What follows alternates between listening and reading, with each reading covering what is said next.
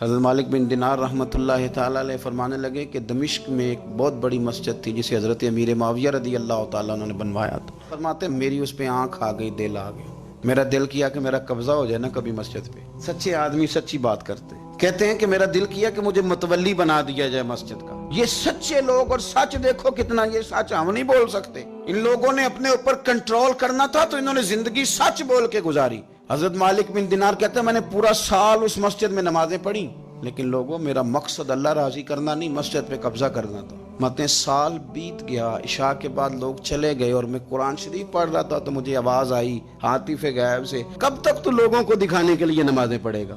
فرماتے میری چیخ ہی نکل گئی اور میں کھول کے رویا اور میں تڑپا کہ یار یہ کیا معاملہ ہوا، صرف ایک سربراہی لینے کے لیے میں نے پورا سال نمازیں اپنی ضائع کر دی۔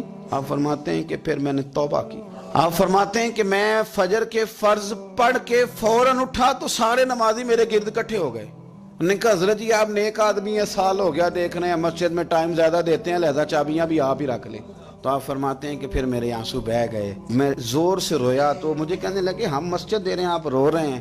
تو میں نے کہا تمہیں نہیں پتا، تمہیں پتہ نہیں نا، یہ جو تم چابیاں لے کے آئے ہو نا یہ مجھے دوبارہ آزما رہا ہے، اب نہیں مجھے چابیاں چاہیے، چابیاں تم رکھو، ہاں اگر جھاڑو کوئی نہ دے تو میرے ذمہ لگانا، میں راضی ہو کے دیا کرو۔